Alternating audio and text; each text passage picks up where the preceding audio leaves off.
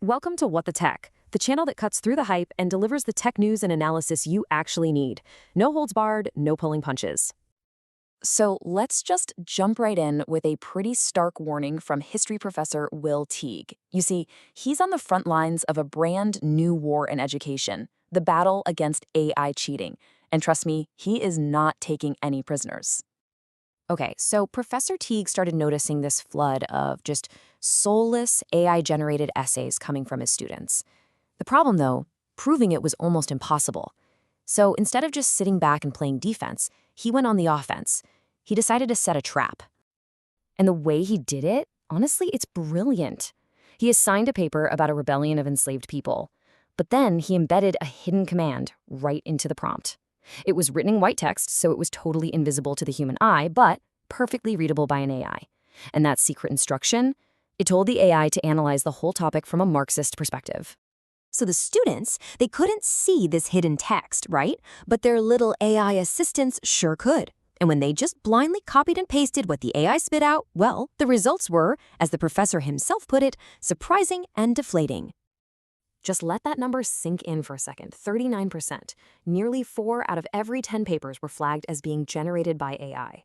Look, this isn't a few bad apples we're talking about. This is a systemic rot. It's a huge portion of the class just completely outsourcing their thinking.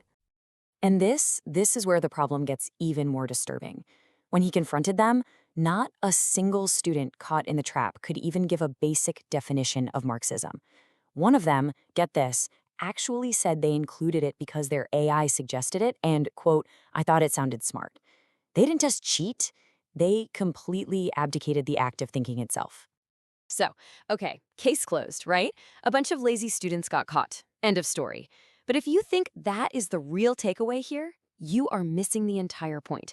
And hey, if you appreciate analysis that cuts deeper than the headlines, make sure you hit that like button and subscribe to What the Tech.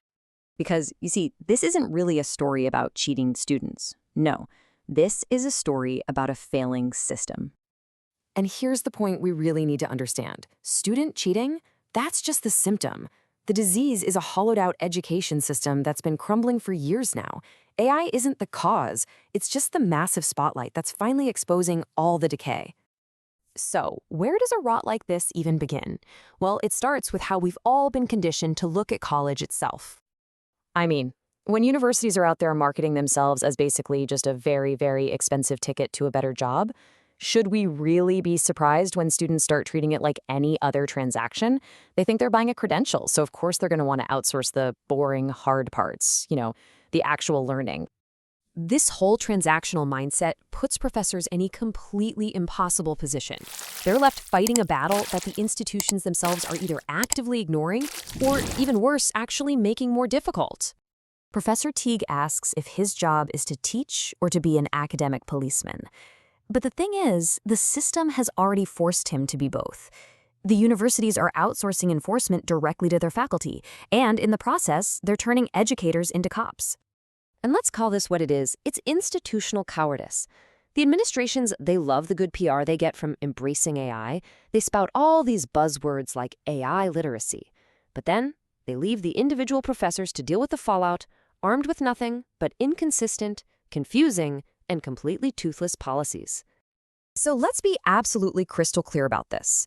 AI is not the villain in this story. It is simply the accelerant that's been poured on a fire that was already burning.